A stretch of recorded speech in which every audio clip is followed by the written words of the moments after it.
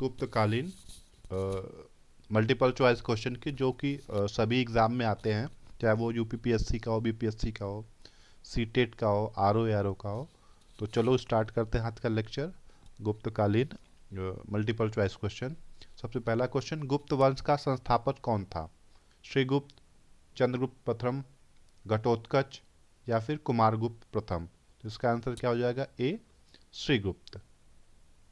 प्रसिद्ध गुप्त संवत निम्नलिखित में से किस वर्ष से शुरू किया गया था? 319 ईस्वी में, 600 ईस्वी में, 78 ईस्वी में या फिर 57 ईस्वी में? तो इसका आंसर क्या हो जाएगा? ए, 319 ईस्वी में गुप्त संवत स्टार्ट किया गया था।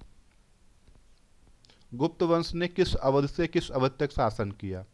319 से लेकर 5 ईस्वी तक, 500 ईस्वी तक, 319 से लेकर 324 ईस्वी तक, 325 से लेकर 375 ईस्वी तक या फिर 566 लेकर 597 ईस्वी तक? इसका आंसर क्या हो जाएगा? ए, 319 से लेकर 500 ईस्वी तक गुप्त वंश ने शासन किया था।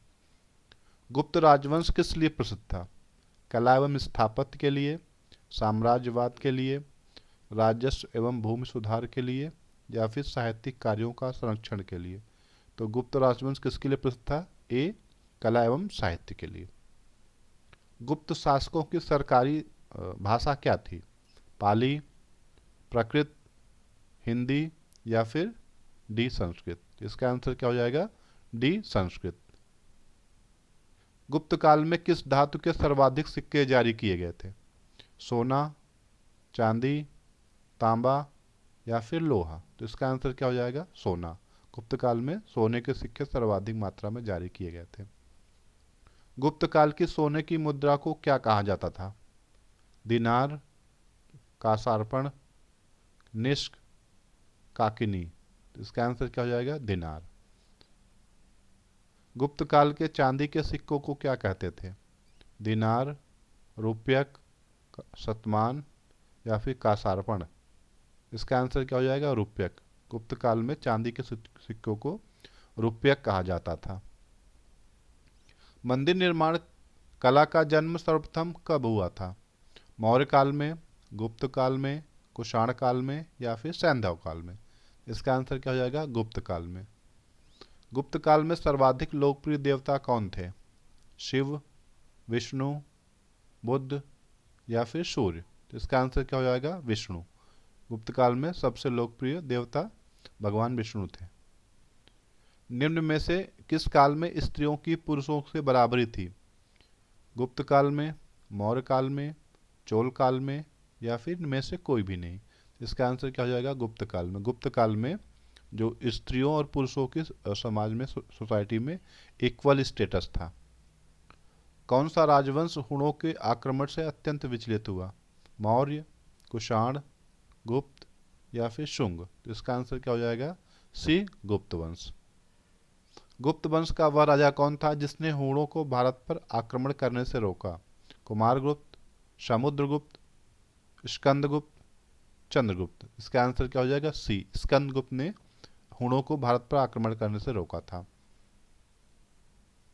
किसके शासन के दौरान अजंता की गुफाएं निर्मित की गई? गुप्त, कुषाण, मौर्य या फिर चालुक्य? तो इसका आंसर क्या हो जाएगा? ए, गुप्त। अजंता की चित्रकारी में क्या निरूपित किया गया है? रामायण, महाभारत की कथाएं, जातक की कथाएं या फिर पंचतंत्र की कहानियां? इसका आंसर क्या हो जाएगा? जातक। अजंता की चित्रकारी की विषय वस्तु निम्नलिखित में से किससे संबंधित है? जैन धर्म से है, बौद्ध धर्म से है, वैष्णव धर्म से है या फिर शैव मत से है?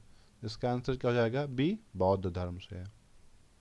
निम्न में से किनके सिक्के संगीत के प्रति उनका प्रेम दर्शाते हैं? मौर्यों के, नंदों के, गुप्तों के या फिर चोलों के? इसका आंसर क्या हो जाएगा? सी, गुप्तों के। गुप्त शासन के दौरान निम्नलिखित में से ऐसा व्यक्ति कौन था जो एक महान खगोल विज्ञानी तथा गणितज्ञ भी था? भानुगुप्त, वाघभट्ट, आर्यभट्ट, वराहमिहिर? इसका आंसर क्या हो जाएगा? सी, आर्यभट्ट। शून्य की खोज किसने की थी?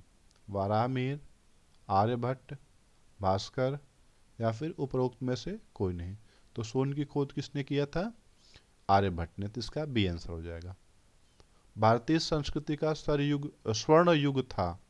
मौर्य काल, राजपूत काल, चोल काल या फिर गुप्त काल? इसका आंसर क्या हो जाएगा? डी। भारतीय संस्कृति का जो स्वर्ण युग था वो गुप्त काल को बोला जाता है।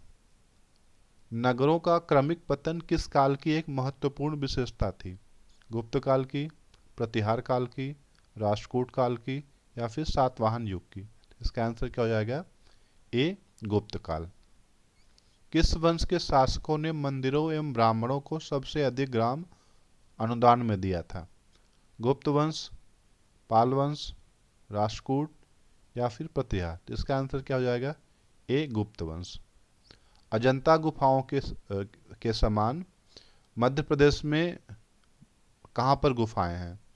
बाघ, धार में जो कि है, उदयगिरी विदिशा में है, मांडू या फिर इनमें से कोई नहीं? तो इसका आंसर क्या हो जाएगा?